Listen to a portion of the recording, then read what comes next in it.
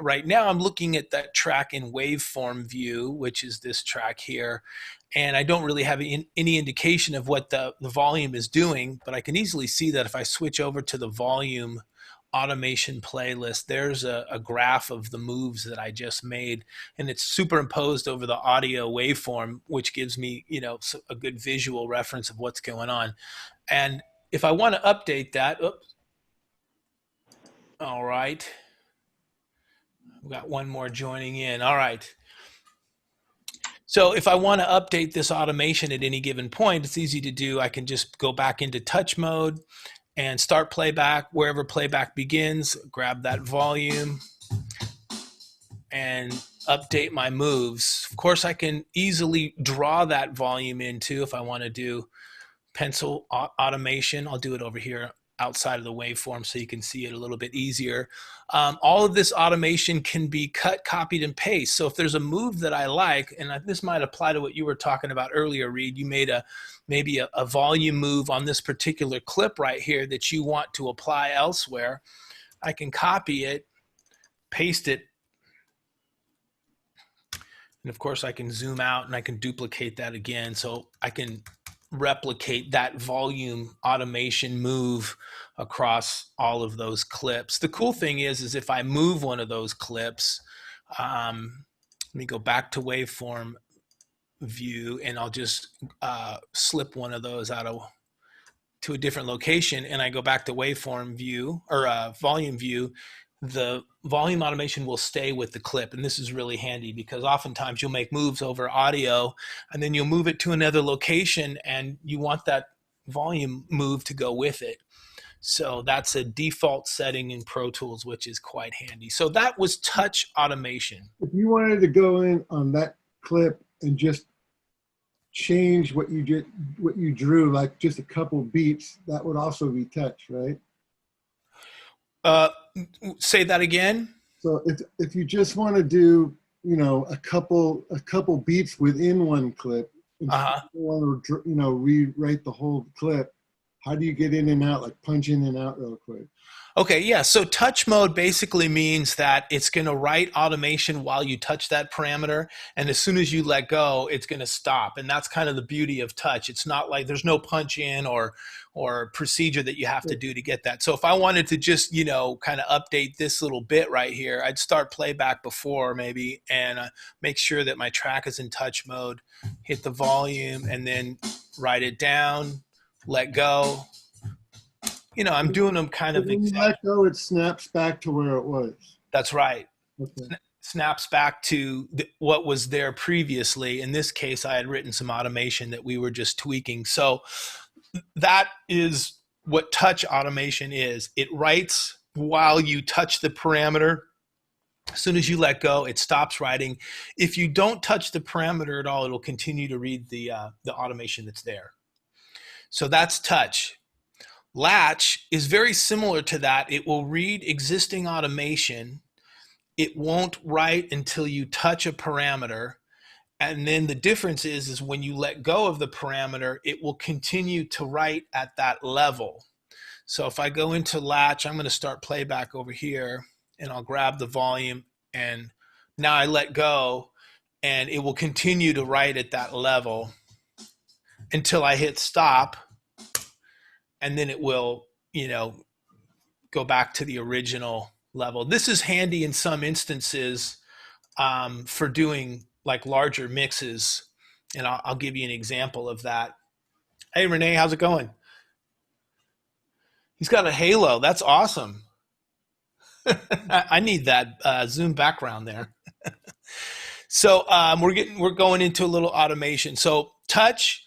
It writes automation while you touch that parameter. As soon as you let go, it stops. It will resort back to the automation that was there previously. Latch will do the same thing. It will read existing automation until you touch that parameter, and it will write at that point. And then when you let go, it will continue to write at that level. And that's what I did right here. So I'll do that one more time. I'm going to back up. So I'm in latch mode. Hit play, grab the fader, take it down, and it will continue to write at that level until I either hit stop or I command click on the latch button. So command clicking on the latch button will allow you to basically punch out. That would be if I wanted to keep playing without stopping. So that's latch. Off mode, of course, basically means that it's going to ignore automation on that track. These are all things that I'm doing on a per track basis. So the automation on this track now is there. I can still see it, but the automation mode is set to off. So it's going to ignore, and there's my drums really loud, but I can grab the volume and set it at whatever level I want, and it will stay at that level. And you'll see this blue line across the middle of the track. That's basically showing me what the volume level is. This is really handy if I get a session from somebody else, and let's say I'm going to contribute something to it, and it's got a bunch of tracks in it, and I want to hear what they are, and there may be automation that are making the volume levels of these tracks come up and down, and I just want to spend a minute or two and hear what's going on. I'll set all of the tracks to off temporarily so that I can, listen to everything. And then, I might create a static mix that I want. Maybe I want to set the levels in a different way than the person set. I'll do whatever it is I'm going to do, play guitar, whatever I'm going to do to it at the rough mix that I've created. And then I can send it back to them, and of course they can turn the automation back on, and that automation will exist. So I'm not actually deleting it, I'm just bypassing it essentially. Read basically will read automation, and it will allow me to click and drag the parameter and kind of temporarily override the automation that's there for as long as I'm holding that parameter, but it will not write or update the automation. The existing automation will remain there. All right, so that's off, read, touch, and latch modes. Those modes are available to all levels of Pro Tools. If you have, well, actually, there's one more, write mode. This is the most dangerous. I don't ever use this. There's one exception. I never do this but once. That's typical, right? So write is very dangerous because wherever I start playback, it's in write mode at whatever level that parameter is set. So if you have existing automation and you're not careful, setting your track to write mode will blow it out. So I don't ever recommend that you use write. The only exception to that would be if I have a bunch of tracks, I'm going to bring a couple of other tracks in here, just so we have about 6 tracks or so. And I'm going to switch them all to automation, volume automation view, right? So you can see the black line that represents the volume on all those tracks.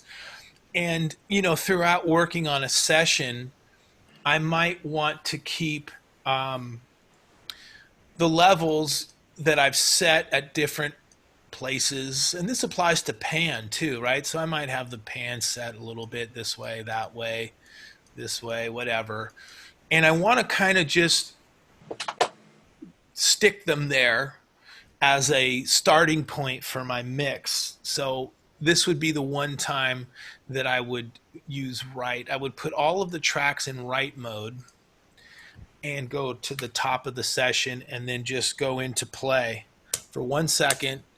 And by doing so, I've written this little breakpoint automation, and I've established that level at that, whatever the fader level happens to be. If I look at the mix window, there it is. And that's the static level that's going to remain for that session. I can overwrite that. It's not like I'm totally committing to it. I can turn automation off, but it just kind of, sticks everything. It's like putting a pin in it right there. I want the volume to stick right there. And of course, I can always change that later, so it's not making a major commitment. But that would be the one instance that I would use write. Otherwise, I use touch and latch. And I'll give you another example of how latch might be cool. Let's see. I'm going to pull up a different session here. Does that make any sense so far?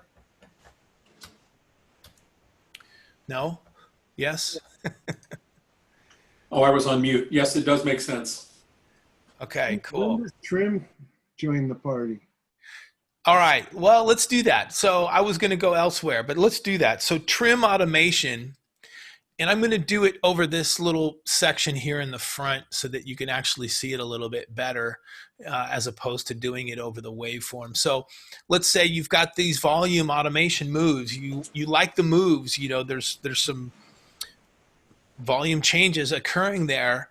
You want to keep those, but you want to bring the overall volume down by 2 dB, but you want to maintain the moves within that section. So there's a couple of ways to do that. I can make a selection of that, and I'm looking at the volume automation playlist here. I can make a selection, or the entire track, however large or small I want it to be, and I'm using the Smart tool, and I put the cursor over there, and I can basically just trim it down. And you can see the values in the upper left corner of that selection that I've made. If I just want to take it down 2 dB, it maintains the relative volume moves, but brings the gain down by 2 dB. This is a manual, whoops, oh, telemarketer. Boy, that was loud, sorry.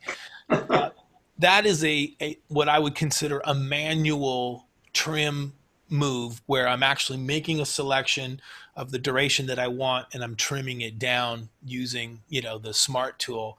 You can also do that with the trim mode, and that trim function is available in Pro Tools Ultimate only. It's not a function in Pro Tools Standard. However, you can do the same thing like we just did with the trim automation. So in this example, I'm going to go back down here and I'm going to pull the mix window up a little bit. I'm going to pull this out, and you'll see, let's hide all these other tracks. I just want that one. So if I look at that fader, I'm going to come out of trim mode, and I can see that fader move. You see how it's moving up and down? It's following the automation moves that we've just written there. I want to go into trim mode. I would click on that same automation button, enable trim, and you'll notice now that the fader is not going to move. There's also a gold cap on it. That's telling you that that track is in trim automation mode. So even though there's volume moves on the track, the fader is going to stay at 0 so that I don't have to chase it. You know, if it's got moves that are doing all this, I'd have to wait until the exact second that I want to, you know, trim the automation, grab it while it's on the fly, and then make the change and then let go. So trim mode basically puts the fader at unity gain, and it allows me to click it. I want to take it down 2 dB and let go, stop, and it trimmed it down. It took me a second to get to 2 dB exactly, but you can see now on the track itself, there's the original volume, which is the black line, and then the trim automation is actually like another layer of automation that's affecting that volume. It's brought it down, but maintained the relative moves, brought it down by 2 dB. And the cool thing is if I want, I can get rid of trim. If I take it off, I can keep it as a separate automation, or I can merge it into the other automation. So that's the difference of doing it on the fly versus the trim move that we did a second ago by just, you know, making a selection and trimming it down. So this is really handy. The trim automation mode is really handy when you have a control surface. You've got multiple faders. You want to grab them, take them down a few dB or up a few dB, whatever the case may be, and you want that change to be applied to a particular selection without getting rid of the moves that you've written in there. So that's trim automation. And while we're here, I'll do touch latch as well. So touch latch is means that the fader is operating in touch mode, so that when you, geez, let me turn the ringer off my phone, sorry. When you touch the volume, it will write. When you let go, it'll stop writing. But parameters above that, so pan and sends and all that stuff, will be in latch mode. So this would allow me to take 2 channels, that I wanted to pan left and right, maybe as overhead mics on a drum kit or a stereo audio track. I could pan them hard left and hard right, and then grab the volume and write it. The pans would remain hard left and right. I don't have to sit there and hold them. And then the volume I could, finesse the way I wanted to. So let's go back to the latch example. So I've got several tracks here, and I have some automation. I'm going to delete this automation across all tracks. I'm going to make a selection that covers all tracks, and I'm going to hit delete. And I was in volume automation view, so I didn't delete the waveform, but I did delete the automation. And I'm going to set all of these tracks. I'm going to keep them on volume. I'm going to set all of the tracks to latch mode. All right, so let's do this. Except for master fader, I'll keep that one there. I want to, those are drums. I'm just going to name this track bass and guitar. And this one will be vocal.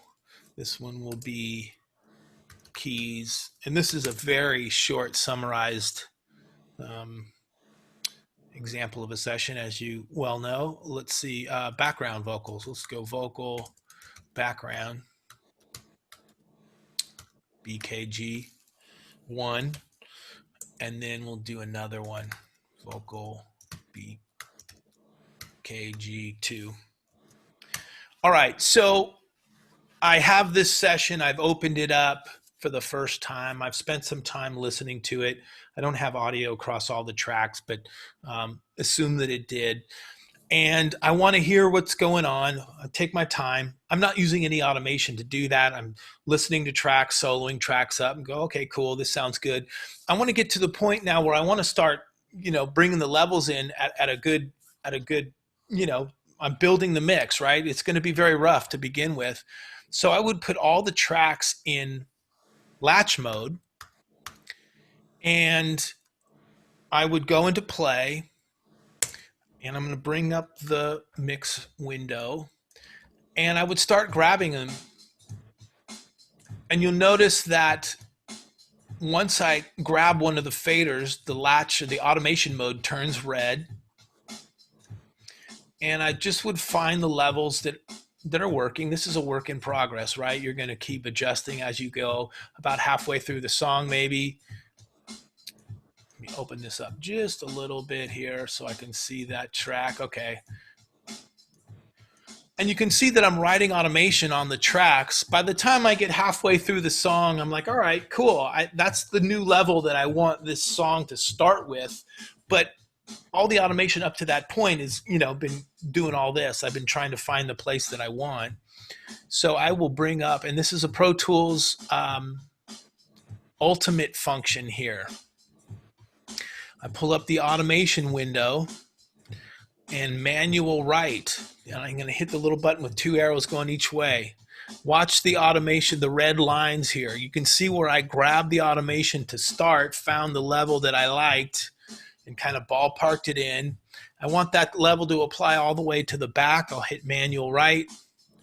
Now that's my new level from the very beginning of the song all the way back out. And I'm using a song. This could apply to, vocals or audiobooks or voiceover, anything that you're mixing and you're writing levels on. This automation window looks slightly different in Pro Tools, the regular Pro Tools standard version, as opposed to Pro Tools Ultimate.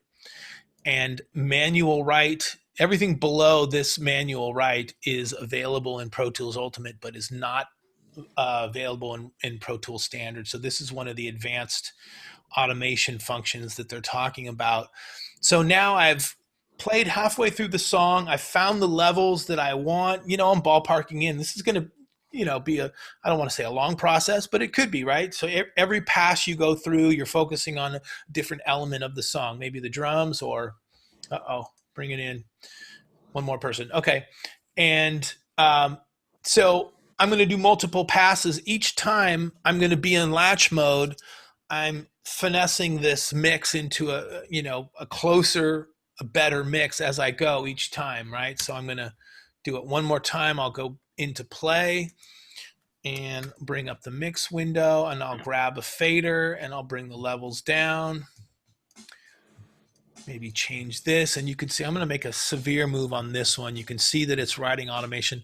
I like to see the automation that I'm writing so that I know that I'm actually writing the way I think I'm writing, which sometimes is not the case. And once again, by the time I get halfway through the song, I've adjusted these levels. I like them better than I did the last time, so I'm going to hit that same button, manual write. It's going to write that level all the way back to the beginning of the song. Okay, and I'm going to get rid of that dialogue. Let's do that. That's annoying. We'll go down to preferences, mixing, suppress. Okay. All right, so another example where this is handy is, let's say I've got a mix for the duration of the song, but maybe the chorus or the bridge is calling for a little different level, right? So I can make a selection as long as I want that to be. In this case, I'll make it, let's say 8 bars. Click 8, type it there. Now I've got an 8-bar selection. And I can loop this, and listen to it and adjust the volumes, but I'm going to go in here and bring up the mix window. I'll start playback. I'm going to adjust the volumes to the levels that I think are going to be good for this particular bridge or chorus, whatever it happens to be. Okay, and by the time I get, I don't know, third of the way, halfway through, I'm like, all right, that's good. I want to write these levels to that selection. I'll hit that same button. Now I've updated the volume levels for that selection only. Does that make sense? I follow everybody? Lose everybody? Makes sense. Okay. So a lot of these functions are aimed at using a control surface. So the idea of using a control surface with Pro Tools, and when I say control surface, a physical mixer with faders, it's old school. Some people consider it old school. Most Pro Tools users are using software only. If you're doing a lot of mixing, then having a control surface with faders can be really helpful because it allows you to multitask, right? So my comparison is this: if you think about piano, you could play piano with one finger. You could mix in Pro Tools with a mouse. That's basically the same thing. I could play piano with one finger, but I choose not to. I'm going to use, all 10 fingers. And mixing with the control surface in Pro Tools is kind of the same way. I can ride faders, multiple faders at the same time. Using Latch Mode, I can set faders into automation Latch Mode. They'll continue to write at that level. I can grab other parameters. I can say, I want these tracks to write that new level all the way to the end while not, never stopping playback. So what happened years ago is directors and producers and whoever quickly learned that if Pro Tools is not playing, you're not mixing. So if the session is not playing, they'll get questions like, hey, what are you doing? What's going on? How come I'm not hearing the music or the TV show or the film or whatever it is that you're mixing? So the idea is to not stop playback, right? So you can make a selection, you can loop an area, you can do all of these things simultaneously without stopping playback. You can ride volumes, you can ride pans, you can ride send levels. So any sends that you've created for submixes or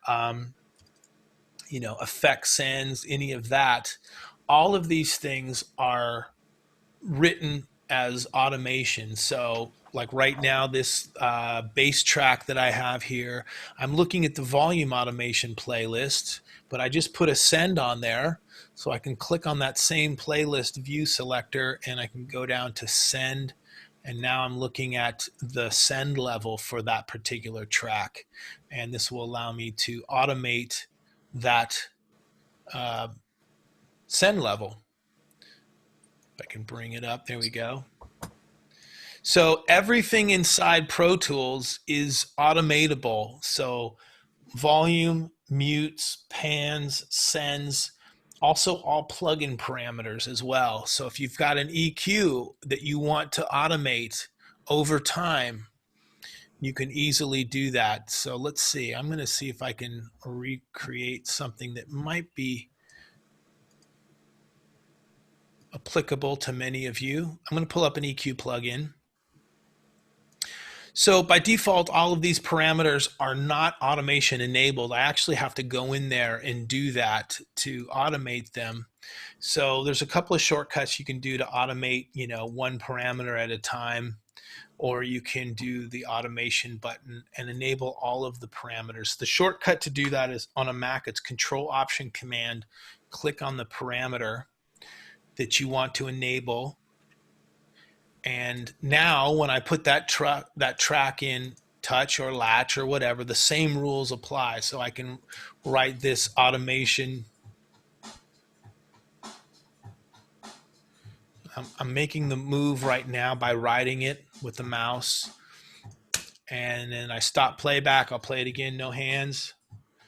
And there's my EQ curve. That's kind of like the coronavirus. Yeah, okay. Everything comes back to that, huh? So here's an example where, let's see, I'm going to do a phone futz on these drums. So a phone futz is where you've got two people on screen and they're having a phone conversation with each other.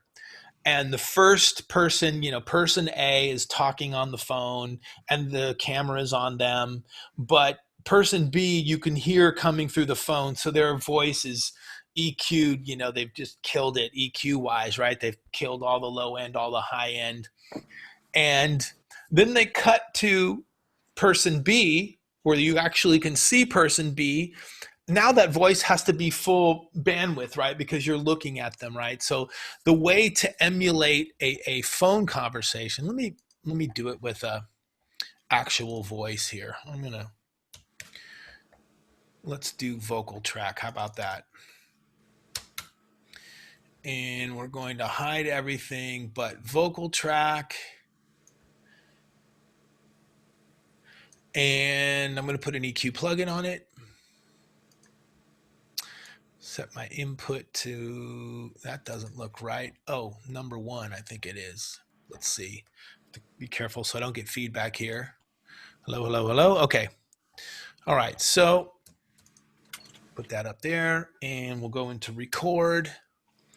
And I'm going to record my voice. We are going to recreate a phone futz. Oops, let me solo that up. We're going to recreate a phone futz where not only do we make it sound like my voice is coming through the phone, but that we can turn it on and off quickly and easily using plug-in automation inside Pro Tools. All right, I'm going to move this clip down too. I didn't realize that I was way down at the beginning. All right, so there's my audio. And here's my EQ. And why is my automation? Oh, because it's record enabled. Okay. So, and I'm going to record my voice. We are going to recreate a phone futz. Oops, slow that up. We're going to recreate a phone futz where not. Okay, so if I want to make it sound to begin with like my voice is coming out of a phone or a megaphone or anything along those lines, I'm going to use a high pass filter and a low pass filter. This is functions of the EQ3 7-band. It's a stock plugin. Every Pro Tools system has it. And I'm going to take the Q all the way up to 24 and roll off all the low end. And I'm going to kill all of the high end. You can see I'm filtering it out. And then I'm going to boost the mid-range and make the Q kind of small there. And I'm going to record my voice. We are going to recreate a phone futz. Oops. I'm going to go a little bit higher. Where not only do we make it sound like my voice is coming through the phone, but that we can turn it on and off quickly and easily using. I don't know if you guys can hear that. It's EQ'd crazily, right? So I can bypass it. Here's my regular voice. We are going to recreate a phone Futz. My voice. We are going to That's with the EQ. My voice. That's without the EQ. I don't know if you can hear that very well. But I need to automate this, right? So I need to go back to a stock setting. I'm going to turn all of this off. Whoops, no, I'm going to leave that on actually. I'm going to set these back to their default values. We'll turn the plugin on. And everything has been record enabled. I am going to go to the write mode that I said I would never use, and I'm using it. I'm going to hit play. And what I've done is I've established all of these EQ parameters. I've written automation. Again, I'm kind of, committing these levels to this same location. And if I want to see those volume automation playlists for any one of those parameters, I click on waveform. Oops, I forgot to, what did I not do? Plug in, it's there. Yeah, let me try this. Okay, there we go. I'm going to do it one more time. There we go. Right.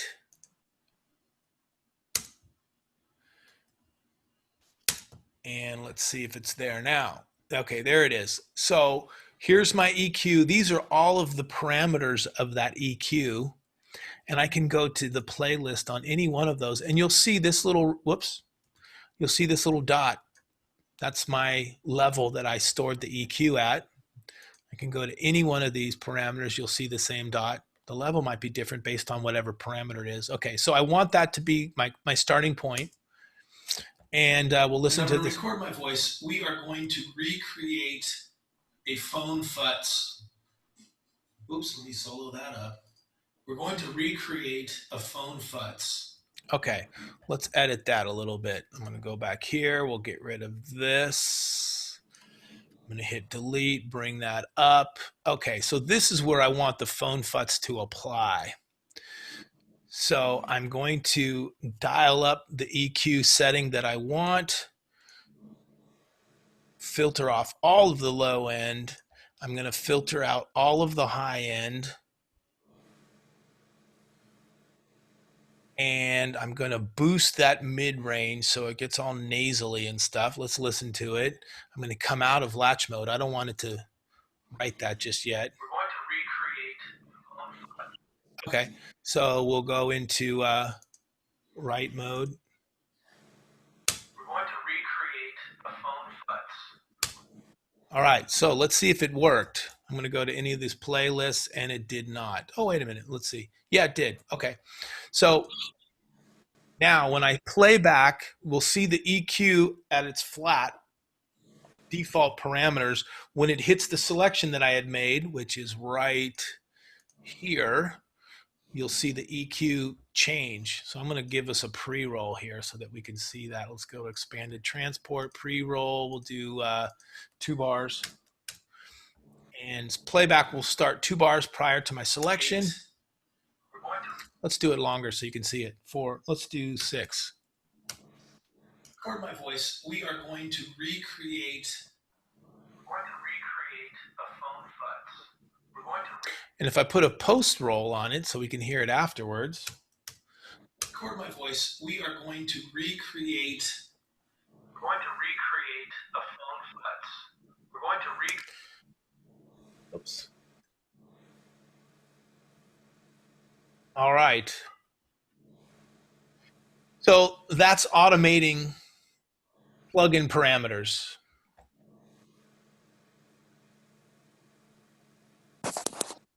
Everybody's asleep. That's kind of an advanced automation thing, but it allows you to do plugin changes within the session, within a track for a duration. Sorry, I was changing devices.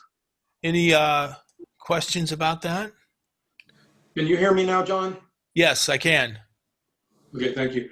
Where did the this little window to the right with suspend at the top, where did that come from? Window, automation. Automation window. Thank you.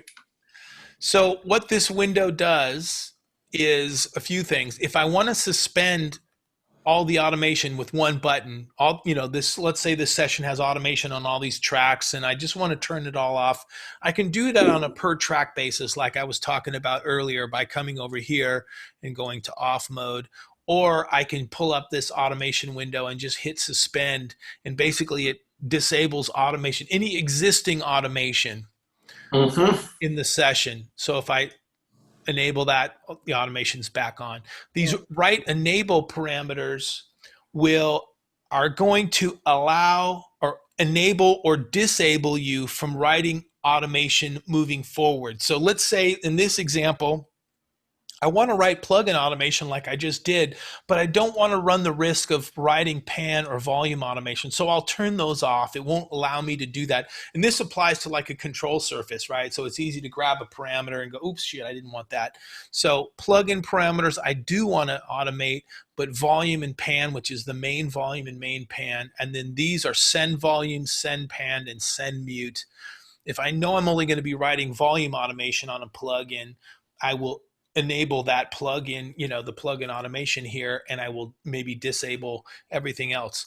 Typically, I'll leave all of these on, but I almost always turn mute automation off because it's not very often that I want to write mutes as automation. I use mutes all the time. I want to mute this track and this track and this track, but I don't want that to be written as automation. So I will disable mute automation that will allow me to mute tracks as I choose without having that been written as automation.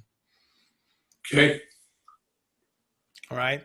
So as we get down farther into these parameters here, we're getting into deeper functionality. The manual write is the thing that I use to write these new levels that I had just written all the way to the beginning and to the end of the session. Or if I've made a selection, that same button will write those new values to just the selection that I've made. The left button will write that new value to the beginning of the session or beginning to the selection. And this right button. Say that again? Sorry. Say which part? These buttons? Yeah. Okay, so if I'm writing automation, let me pull up this other track here. And I've got it in latch mode and I'm writing automation. Oh, let me get rid of my pre and my post roll, right? And I grab the volume. I'm writing automation. If I hit this button in the middle, right under manual write, the level that I'm currently writing at now will be applied to the whole session, right? Just like that, right? If I do the same thing, grab the level, maybe I only want that new level to be applied to the beginning. I want to keep it at the end. I'll hit the left button. I get it. And then if I hit the right button, it'll take it all the way to the end. That's if I don't have a selection. If I have a selection made, then those same buttons will apply only to the selection. So I'll go into play, write volume. If I hit the double arrow, it'll write this level to that whole selection. I'm going to undo it. If I do it, change the level. I want to write it back to the beginning. I can hit the left arrow, it takes it back, and then I can continue to ride the level, until I get to the end. And then I go, okay, there, I want to write it to the end. What are the arrows under those arrows? These arrows are to the next or previous breakpoint. So maybe I don't have a selection. So the breakpoints are these little dots that you can easily manipulate, right? You can click and drag and move them however you want. That's one way of doing it. But if I start playback here and I go change the level and I want to write it to the next breakpoint, I'll hit that. That way it kind of prevents me from overriding new automation. It's kind of a safety thing. So these buttons here, right on stop, are the same thing, but that function will happen when you hit stop, which to me, I'm not, I don't do this function enough for me to trust myself to be able to do that. I want to be able to, execute those things on the fly. So most control surfaces will have these buttons right here. I'm looking at my D control. I have all of these buttons. This whole entire window is right in the middle of the console, so you can access this, because these are functions that you're going to use quite frequently when you're doing, mixes. As you ramp up your, skills on mixing, you're going to multitask. You're going to be doing more things, and you can apply these things to some tracks, but not all of them if you want. So let me show you that. And I'm going to go down to a section where there's no audio, just so that you can see what's happening with the waveforms. I'm going to get rid of this and that and that. So I've got a bunch of tracks here, and I'm going to go into latch mode. I'm going to hold down the option key, go to latch mode. That applies latch mode to all tracks. I'm going to start play. We're going to change the volumes. I'm writing automation. I can see that because I can see the red line. And, I'm going through this song, and I've decided, these first two tracks, I like that level.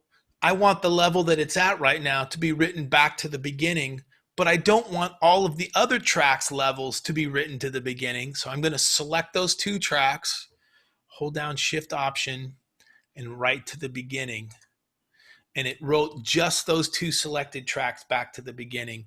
This track is my master fader. I want that to be written all the way to the end. I'm going to hold Shift Option. This Shift Option applies to only the selected track or tracks. Hit that. Now I've written that to just the master fader. I want these two tracks, vocals and background vocals, I want all those to be written at the level that they are to the end. Shift Option, right, click on the right button, and it wrote those levels all the way to the end. Actually, yeah, there they are. You can undo step by step. I can undo, well, so I didn't stop playback. So if I look at my undo history here, it's only going to record automation pencil. Yeah, if I undo it, it's going to undo everything right now, which is kind of a drag. Yeah. So if I undo, it put everything back. Yeah, because you're in the same pass of recording. Right. So it got rid of everything. But there's another way to do that. So that's one downside to that. There's also called AutoJoin. And what this does is not really going to fix what you're just talking about. If you undo it, you get rid of it all. But if I redo it and put it back, let's say I'm writing levels on a bunch of different things here, and I'm cruising along. And again, I'm using a control surface, so I'm writing multiple faders at once. And I go, oh, shit, I forgot the drums track up above. I can go Option Command Rewind, and it will take me back 5 seconds per click. And you notice there's this red line here. I can go grab the drum track now, bring its volume up. When I hit that red line, the tracks that were previously writing are going to go back into write at the levels that they were, which is right there. And you'll see now this track is writing and this track is writing. So after each pass, you may accumulate a bunch of different parameters that you're automating, and you forget one, you can go back. But I'm going to just go back and revisit this back and play function, which is really handy, even if you're just playing and listening to a song. Of course, you can rewind, right? You've got your rewind button, but back and play will, from wherever you're located, wherever the cursor sits, it'll bump you back 5 seconds and start playback. So I'm parked right now. I'm going to go to bar 167. Whoops. Shoot. 167. There we go. I'm starting playback right at bar 167.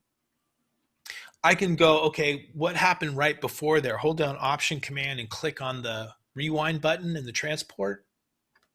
It'll bounce me back 5 seconds and start playback. If I want to go back 10 seconds, it's Option Command, 2 clicks on rewind, 1, 2. Or if I want to go back 15, Option Command, 1, 2, 3 clicks on the rewind button. Takes me back 15 seconds and play.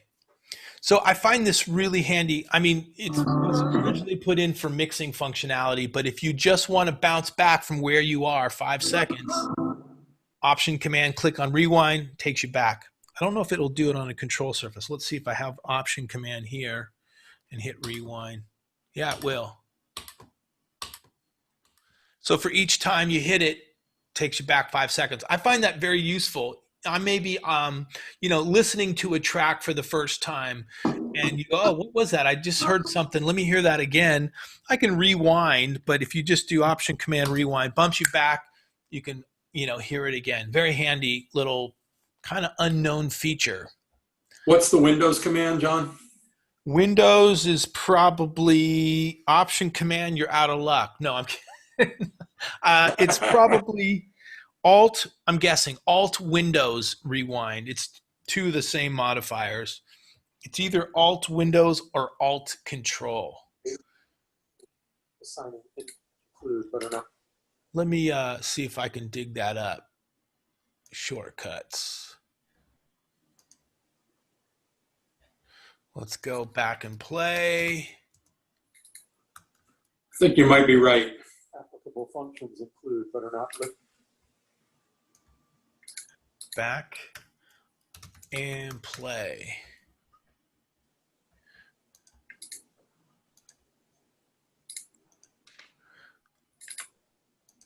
Playback, of course, it's not going to be in the first loop playback. I think you're right. It appears to be working here. And what was it? Alt Windows? Yeah, Alt Windows and then clicking on the back on the rewind button. On the rewind button. Yeah, once goes back a short time, twice goes back longer. Let me see exactly how many seconds was that or how many measures. Let's see. It defaults to 5 seconds. If you want to change that, you can set it to whatever value you want in your preferences. If you go to it also automatically plays when you let go. Yeah, so that function is called back and play. There's also, well, as soon as you hit it, it just bumps you back and starts playing. There's also just back, which I think is command click. Let me see this. Operation, let me bump that up, 400. Back and play amount, I think it's mixing. Where is it? Operation. Oh, back forward amount.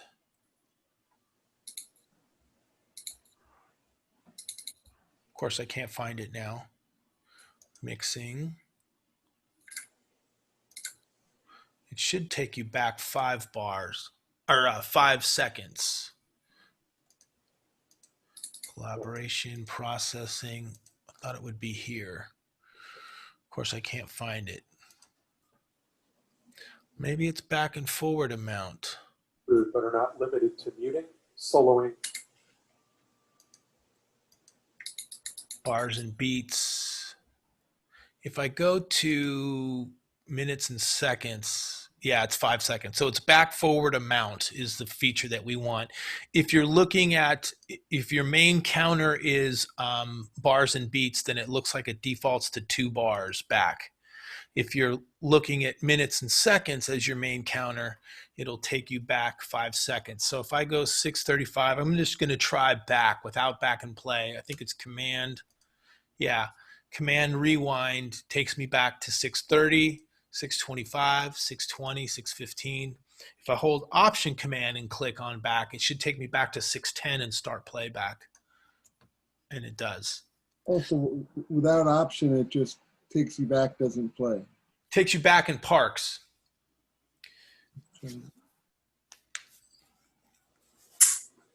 So and then you can do the same thing going forward too. So Option Command fast forward will take you 5 seconds ahead and start playback. But I don't use that all that often, but all the time I find it very handy to go back and play 5 seconds. Let me just recapture that again. What was that? Let me go back. Yeah. So that with this AutoJoin feature that I was talking about, if I start playback here and I'm writing volume and, I've got a bunch of tracks, I'm writing volume automation, pan, whatever, plugins, whatever, and I get far down the line, the two instances where I want to use this is number one, oops, I forgot to get this track. Let me go back and get it. I can Option Command, rewind 2 or 3 times, take me back and grab that track, bring it back into the mix. And you'll see the red line in the middle of my screen. Once I hit that red line, everything that was writing previously before I hit back and play will join back in, auto join back into the right levels and modes that they were in. So it's not like I have to go back and recreate this accumulation of parameters that I was writing. And you can see it picked up right here, here, and here. These are the 3 tracks that I was writing on before. And if I do Option Command back and play, or maybe I just didn't like the move that I made, Option Command rewind takes me back 5 seconds. I can grab that parameter and tweak it again. Whoops, I don't like it again. I'll do Option Command rewind 2 times, take me back. And it's basically just allowing you to revisit that section and update the automation. That is a function. The AutoJoin function is part of Pro Tools Ultimate. Unfortunately, it's not available in Pro Tools Standard. And this is an advanced automation thing. And there's preview mode and there's capture mode. We won't go into that tonight. We'll do that another time. And I'm over my time. Shoot. Time flies when you're having fun. You're supposed to say yes. I was unmuted. I said, oh, yeah. You were celebrating and screaming and hollering while muted. Yeah. Any questions, comments, concerns about any of that? Well, that was good. Yeah, this is awesome. Thank you, John. No problem. Advanced automation stuff. I have one question. Sure. When I load, let me look at the image I took here. It's telling me when I load a session, the following plugins were made inactive because of insufficient system resources. Ableton Live is the plugin. I don't even know why that's there. I mean, I did load Ableton on this machine originally, but I didn't like it. So I went to Pro Tools, which I know you'll love to hear. But I'm wondering why I get that message. Well, so it may be in was it a trial mode that maybe has expired? Or you can run Ableton Live. I think you can run it as a rewire plugin within Pro Tools. So if this is a template session that you've created or an older session where you had Ableton Live enabled in it, then it may be coming up that way, and maybe the live demo or trial period is run out. If you like a remnant left over. I mean, I uninstalled Ableton Live. That's how much I liked it. Oh, really? Okay. Okay. I uninstalled it is what I'm saying. Right. No, that's pretty severe. So if you look at the mix window while looking at all of the inserts, A through J, which is up here, you may see, if you have all the tracks visible, there might be an instance of Ableton Live there that's not, it'll probably be grayed out. It'll probably look something like that, where it's gray. Yeah, it does. It's in my instrument plugins, Ableton Live Stereo. Okay, so that means that the Ableton plugin is still in the plugins folder, but you got rid of the app, so it can't find the app to launch. I see. If you want to get rid of that, I can show you how to do that. Yeah, and when I do click on the Ableton plugin in the inserts, then I get the message the plugin could not be made active because an AAE error was encountered. AAE error 20038 was encountered. Right. So if you go into so you're on a PC. Yeah. Yeah. John, I'm going to bounce. Thank you. All right. No problem. Thank you. Thanks for hanging out. I appreciate it. Thanks, Renee. So I'd have to look that up, but we can hook up offline and do that. On a Mac, I could tell you off the top of my head. On a PC, you got to find the plugins folder. You can Google that as well. Find the plugins folder and basically remove the Ableton Live plugin that's in that list. That's why you're getting that. It's looking for the app to launch and it can't find it because you uninstalled. I'm wondering if that's something I want. Do I inevitably want Ableton plugins, or do you know anything, the first thing about it? Ableton Live's a cool application, different thing. And I think, you can use it in conjunction with Pro Tools, which is what you had in this situation.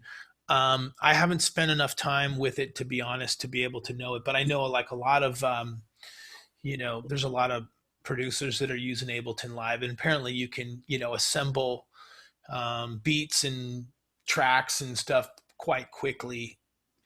Yeah, you might recall my first experience with it was I did a recording to a click, and when I played it back, the recording was delayed from the click.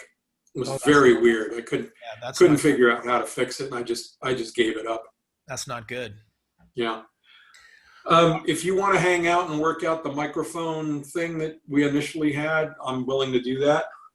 I definitely want to do that, but I can't do it now. I take a rain check and I'll reach out to you, because I definitely need to do that. That's an issue that I need to resolve.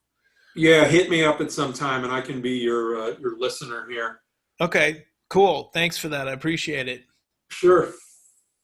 All right. So you guys think if there's topics you want to cover, moving forward. This is awesome. No 5 o'clock 101 traffic. Yeah. Yeah, so Roger used to come over to my house when I do these, and now he doesn't have to sit in the same room with me. Dude, I can wear my pajamas. This is awesome. Right? Yeah. No traffic. It helps to have Pro Tools open while you're talking, though. It really does. Oh, yeah. No, you're able to you got the 2 screens now, so you can do it. Yeah. Yeah, and I'm zooming you on an iPad, and I've got Pro Tools up on 2 screens.